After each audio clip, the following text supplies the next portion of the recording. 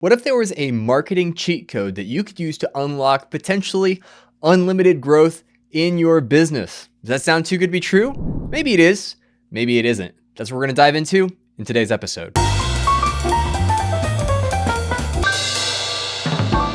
Welcome back to the Honest Marketing Podcast, where you learn proven strategies to grow your business without selling your soul. I'm your host, Travis Albritton, and I'm not one that's given to too much hyperbole. I've been burned by too many internet marketing campaigns that promise the world the silver bullet to fix all your problems and kind of fizzle on the delivery. So I definitely am not one to make outlandish claims and not back them up, just because for me, my personal experience, that's just a big turnoff for me. But there are certain things that you can do in your business, in your marketing, that act like cheat codes, unfair advantages, things that shouldn't work as well as they do, but they do. And once you can understand how to implement some of these real life cheat codes into your marketing, it can really accelerate the results that you were looking to capture in the growth of your company. And we're going to talk about one of those cheat codes today. And when I say cheat code, I'm thinking video games where, you do left, right, A, B, and then you unlock this magic, killer move in a fighting game or a bonus level or some capability that falls outside of the normal way that you operate within the game.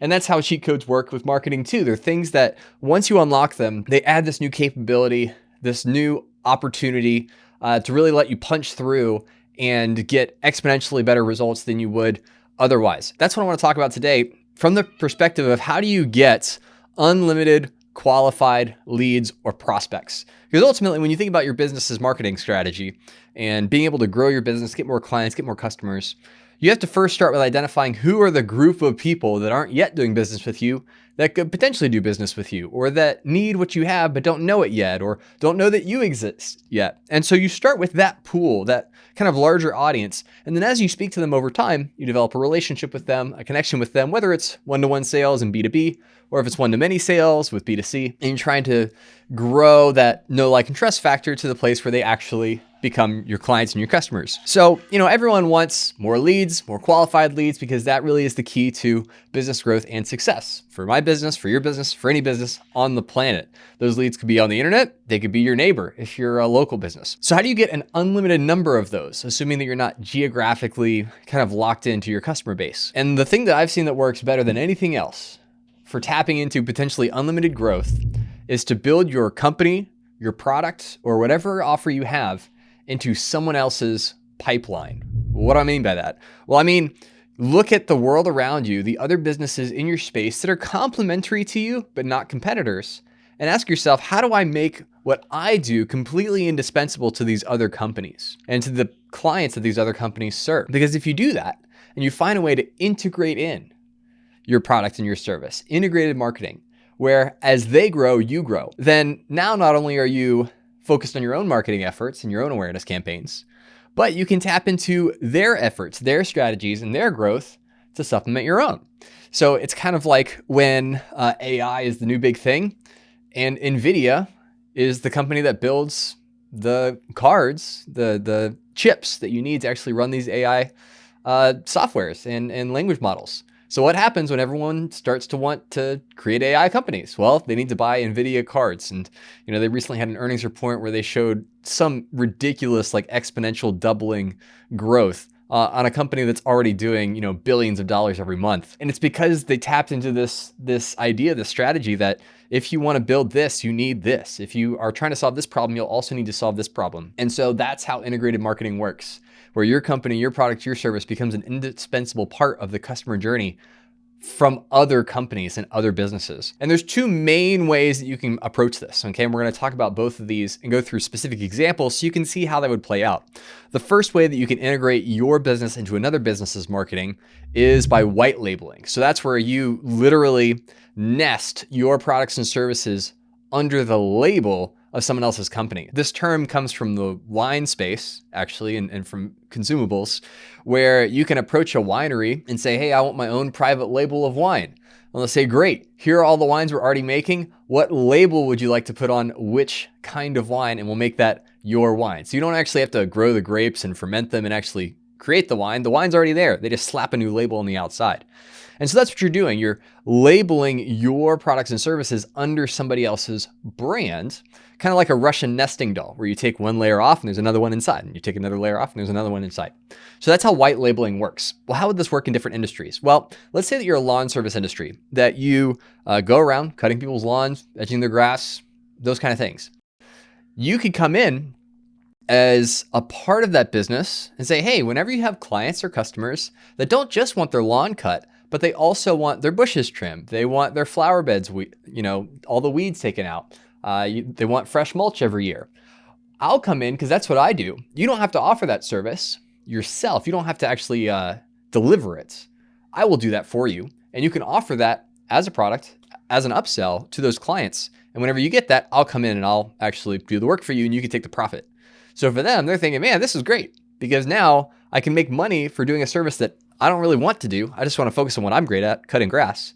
And now this other company is going to come in and actually fulfill the work, and I'm going to make a profit on top of that for making that connection happen. And I get to serve my clients on a deeper level and really make the stickiness of the relationship even stronger. Well, what if you have an email, or if you're an email and website marketing company, and you work with companies doing email campaigns and website optimization and things like that?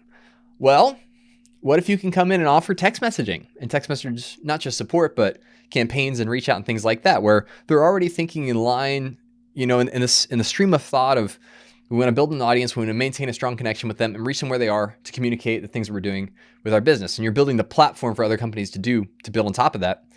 What if you had the opportunity to come in and say, hey, we can add text messaging to what you do to separate you from the other agencies that are doing this, that only focus on email and website. Now you can offer text messaging, and we'll just come in as a software, as a service underneath your brand and offer that as a service. What about something more physical, like standing desks? During the pandemic, standing desks were a big thing, a big hit. Everyone's doing their home office setups and getting everything fine-tuned. I know that I did. And you go to the standing desk website, and then you're like, well, now I need a different chair because I need a chair that can raise up to the height that the standing desk is at without having to adjust the desk. Well, if you're the standing desk company, you don't necessarily want to build chairs, but if you are the company that makes those kinds of chairs, you can say, hey, people are going to need these things. They're going to need these special chairs to go with your special desks. Why don't you sell our chairs on your website and make a profit on top of that? Or office plants to make things look nice. Let's go ahead and do that.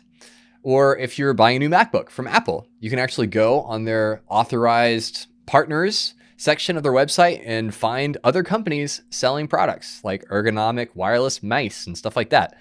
So you're thinking, who are the businesses that I complement? Who are the people that are creating value for the kinds of people that would also need what I do? And how can I come in under them and offer fulfillment of a service they don't have yet to serve the customers and then allow them to make the money on the top? And there are businesses where this is their entire model, is just white labeling.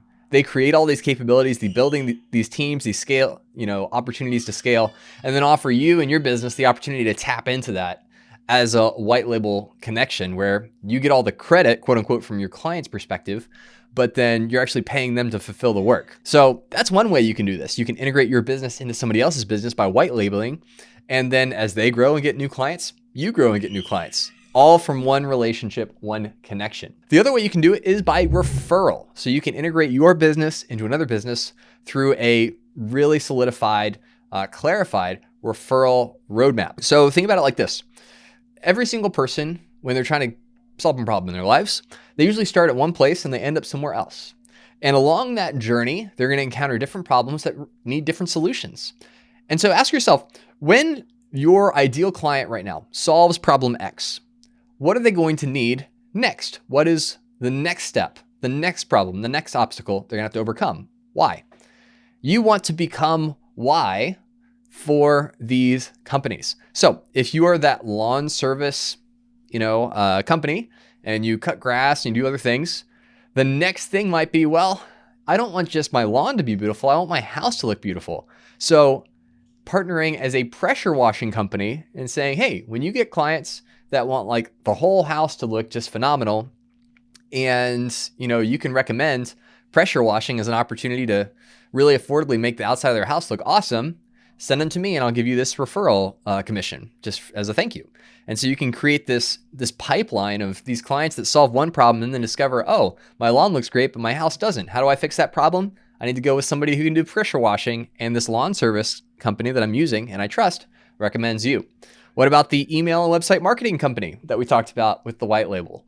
What if rather than being a text messaging service that goes underneath them and fulfills something for them, you are a Google and Facebook ads agency? So they are creating the website and running the email marketing campaigns for the clients, but those clients need some paid campaigns to generate traffic to drive to that website to help all the other things work.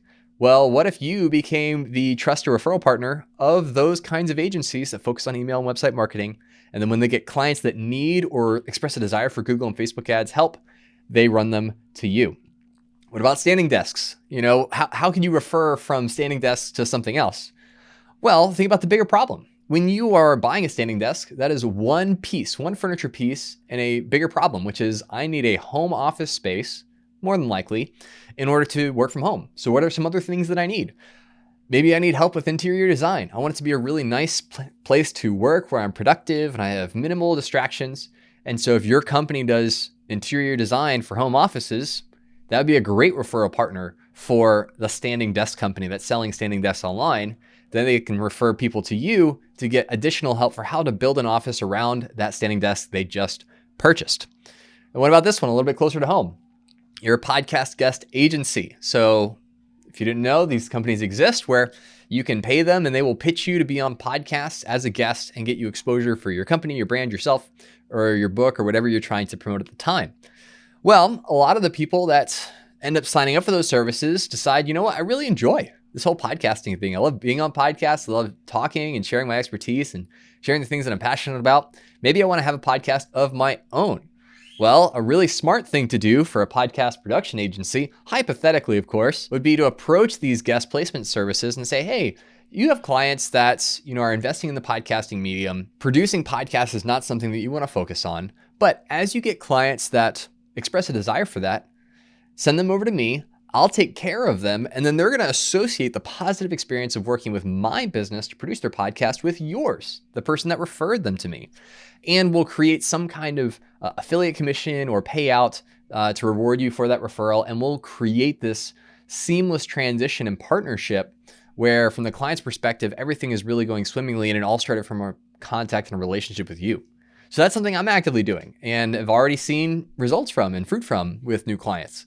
And that's just a recent endeavor as I've explored new businesses and companies and opportunities that have parallel or complementary services to mine where we can work together to serve people at a higher level. But then on the flip side, as their company grows and as they get new clients, a certain percentage of them hopefully become mine. And so I'm able to tap into their marketing indirectly to grow my own business. So ask yourself, which businesses or companies are solving problems for someone right before they need what you offer?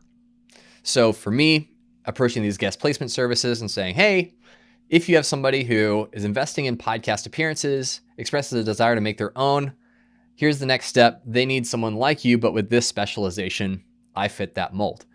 Ask yourself for your company and what you do, who solves the problem right before you? And then put together a list. Who is in this industry? Who is in this niche? Who targets these people, the same kind of people that I'm targeting with my campaigns and solving problems for them before they get to my problems, the problems that I solve higher up the food chain, and creating those strategic partnerships and relationships.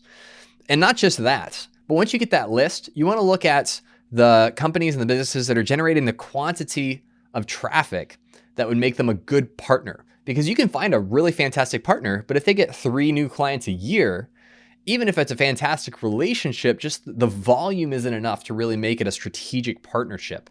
So you also want to run it through the filter of, are they getting enough traffic, enough clients, enough traction that, a certain percentage of them will ultimately be interested in what I offer, and it'll make it a worthwhile leveraged relationship. And then how do you introduce yourself? Because everyone is used to being pitched, everyone is used to being, proposed to. So how do you get above the fray, above the noise, and connect with the people that you want to connect with at these companies and businesses to start this relationship?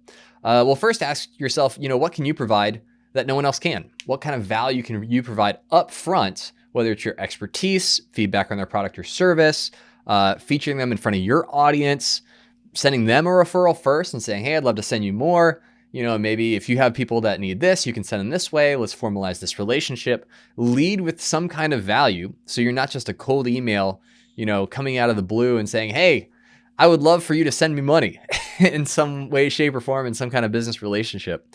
But really think about how to differentiate that first interaction. So that way they come away feeling like, man, this person has given so much to me already. How do I return the favor? I feel indebted to this person. I feel indebted to this company. What's a way we can say thank you and make this a really great long-term relationship? That's what you want to do. That's how you want to position yourself. Once you identify, again, those companies and those businesses that solve the problems right before you do, and then approaching them about some kind of complementary business relationship, whether it's white label or by referral, that's how you can really tap into one of these cheat codes where you can tap into the growth of these other businesses and companies to drive the business and growth of yours. And all it takes is a few strategic conversations. So I hope that was a fun episode. I hope you found something really helpful out of that. I know for me, this is something I'm really leaning into with my business and my marketing. And then if you have any questions about how this could potentially work for you and your business, feel free to reach out to me. You can email me at hello@honestpodcasts.com. And I'd love to hear from you and just kind of go back and forth and see how this could work for you. And just provide any input or feedback that I can to help you guide you on your own marketing and sales journey. But I hope you enjoyed this episode. Talk to you again next week. And as always, be honest.